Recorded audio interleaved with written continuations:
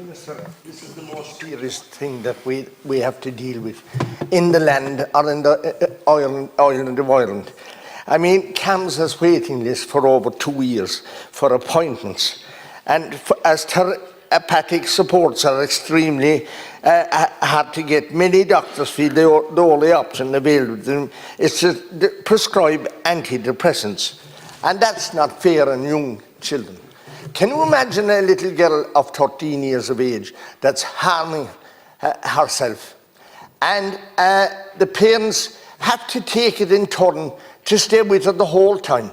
24 hours a day, 7 days a week, every day, and CAMHS can't get her into any place or get any residential care for her where she'll be minded properly. And someone, I mean, they need a chance. These people, there's several like them, and they're driven into the ground with pressure and worry over there. And there's so many of them, Minister. And then look, I don't know how much time I have. I have to talk about suicide.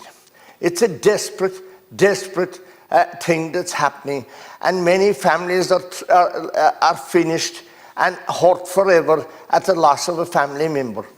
And many people know that their brother, their sister, their father, their mother has a problem, and they can't get them in anywhere. Before a doctor... I just want to clarify something. You had this slot, it's a full 12 minutes left, but the debate adjourns at 8:21. So it's just between yourself and your colleague, if your colleague wants to... I will. But I have to say this because it is in my head for so long. Before, some few years ago, a doctor and a family member could get someone that was in danger of harming themselves into some residential care where they'd be minded on a one-to-one all day and all night until they get them better. We can't do that anymore. That's not happening anymore, but it has to happen, because all around the country, around Kerry, around Cork, everywhere, so much of it is happening. And now family members do know that something has gone wrong, but they can't do anything about it.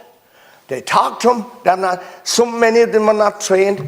And then there's the other thing, many people don't have time. They have their own lives and problems. They're working, they're taking children to school.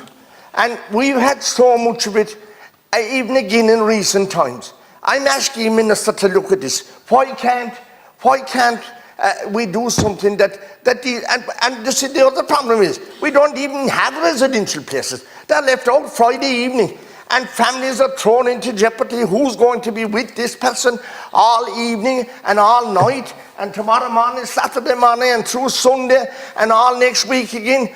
I know so many cases where this is happening. They're left out of the hospital, and there's no one to mind them, and we lose them. It's very, very sad and very, very bad, Minister.